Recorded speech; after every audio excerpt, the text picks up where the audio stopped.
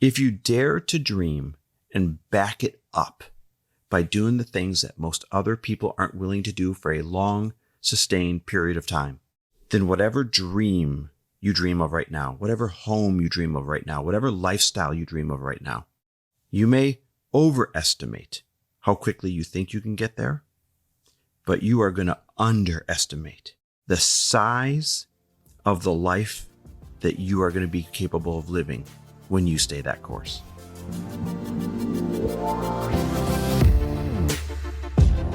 Welcome, everybody, to the Chris Harder Show, where we are making you unapologetic about your pursuit of success, knowing that when good people like you make good money, they can then do great things. My name is Chris Harder, and several times per week, I will bring you epic guests, solo episodes, and every single tool, trick, and skill set you need to grow your business, grow your money mindset, and to grow your wealth to levels that you have never reached before.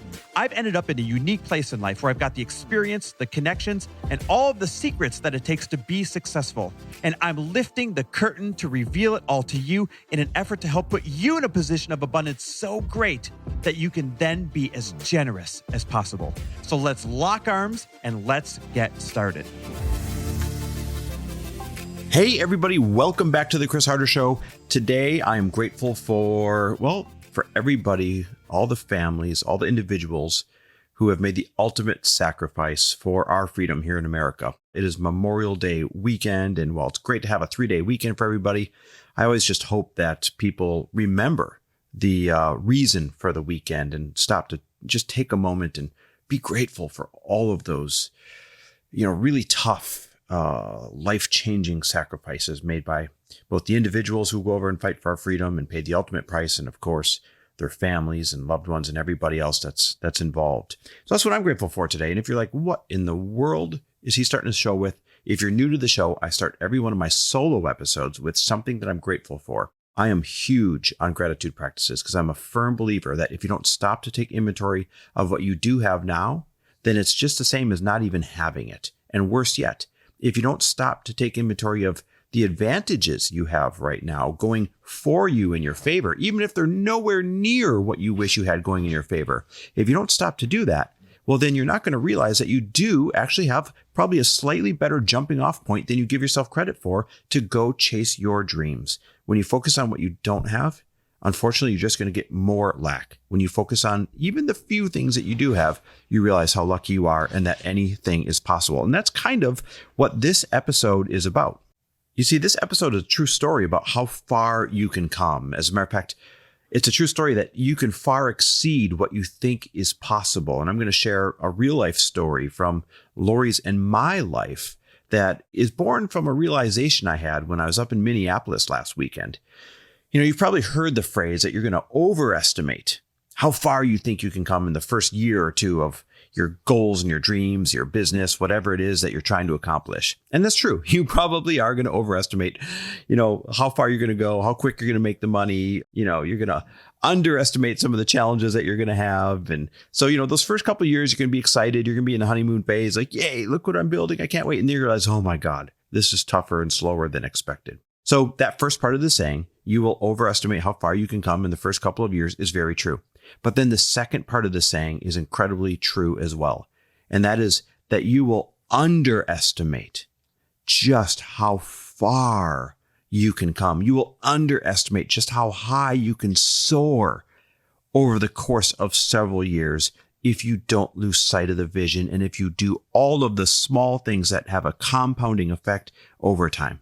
So what is the story that gave me this realization? Well, I was back in Minneapolis last weekend for a friend's 45th birthday party. Shout out to Kyle Depius. Love you, buddy. And when I'm in a town, I love looking at property listings, and especially when I'm in a town that is my old neighborhood, then I really love looking at the property listings, like, oh, what's the real estate done here since I was here last? And I love to go drive around old neighborhoods that I lived in.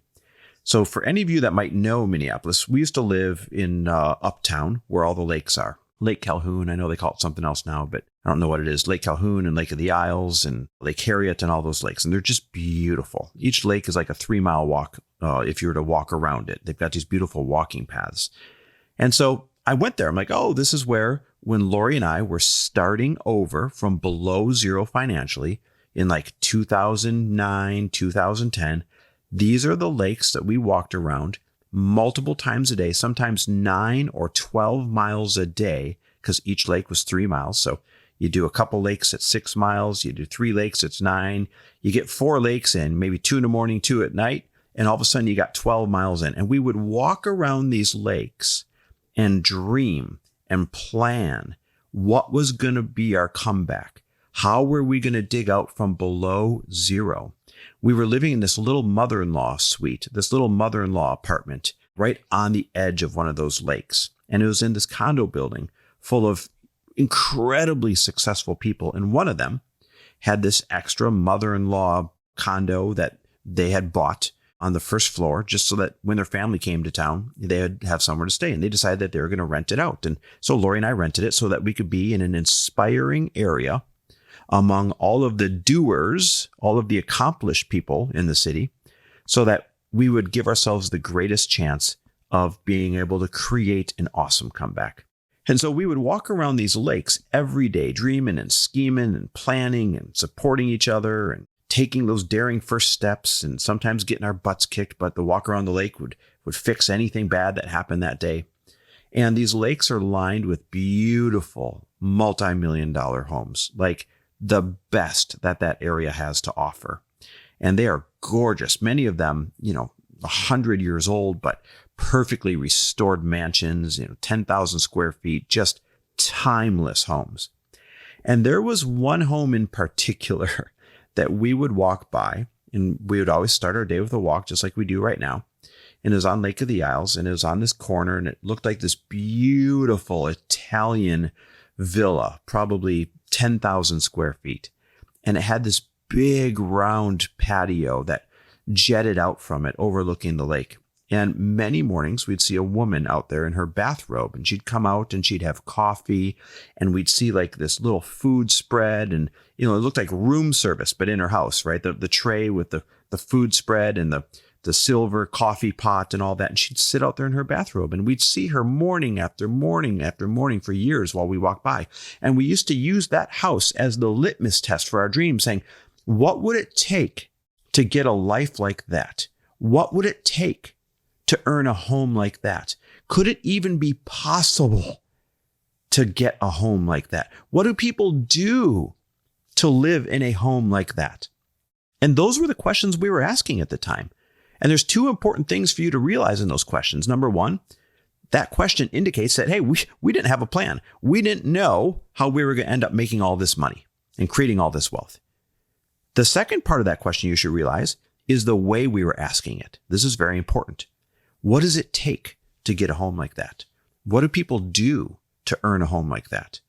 What kind of money and what kind of things do I need to learn to get a home like that?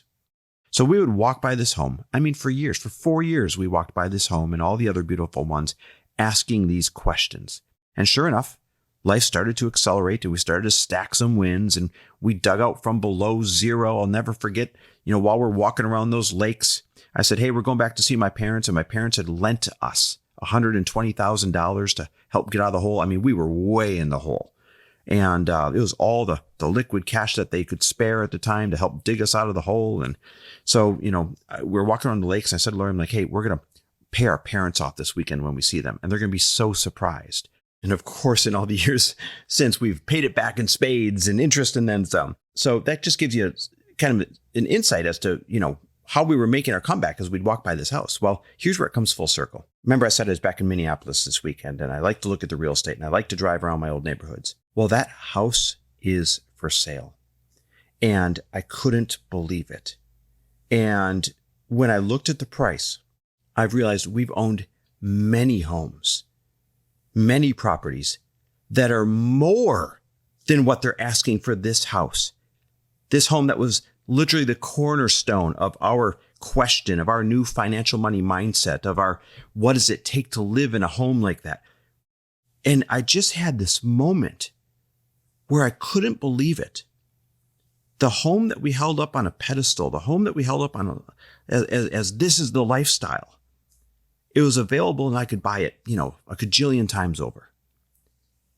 And that was the moment that I realized, my God, if you stay the course, if you keep doing the little things, if you don't shy away from doing the mundane, if you have the bravery to dream big despite what those around you tell you is realistic, if you put yourself in the right position, better yet, if you kick yourself back in the game, or if you surround yourself with people that will kick you back in the game over and over and over again, if you take the big risks, if you fail a few times while taking the big risks, and you find a way to accumulate some assets again and take another at-bat, and this time hope maybe this is a home run, maybe this is a grand slam.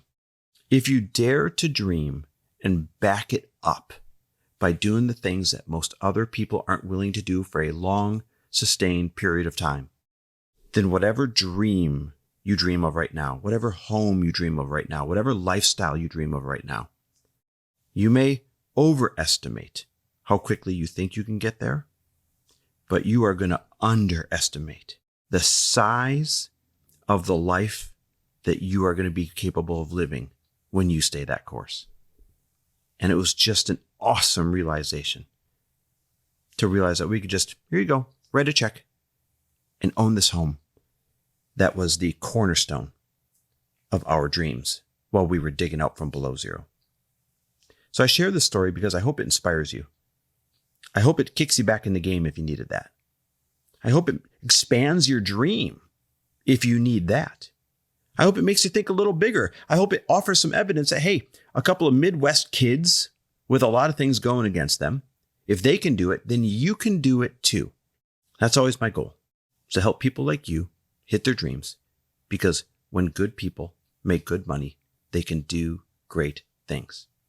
Thanks for listening. Love and appreciate you. And by the way, I have a couple one-on-one coaching spots coming up available. Some of my current clients are at the end of their contracts. You can do a 6-month contract or a 12-month contract.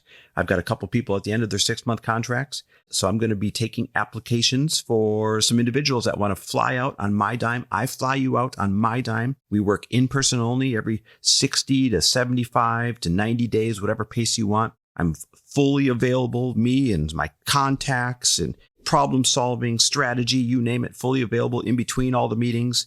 It is like a ride or die, let's lock arms type of relationship. And I love doing it. So if you're curious and you want to go apply, the only rule is you have to have a business that's making over $250,000 right now. A lot of them are 7 and 8 figure businesses, but also a lot of them are making their first 3, 4, 500 grand when I work with them. And so if that's you and you want to really expand your vision and you want to be able to plug into some shortcuts and tap into my Rolodex and my knowledge and all those fun things, then go to chrisharder.me/coaching and fill out the really quick, 5-question app. It's so easy.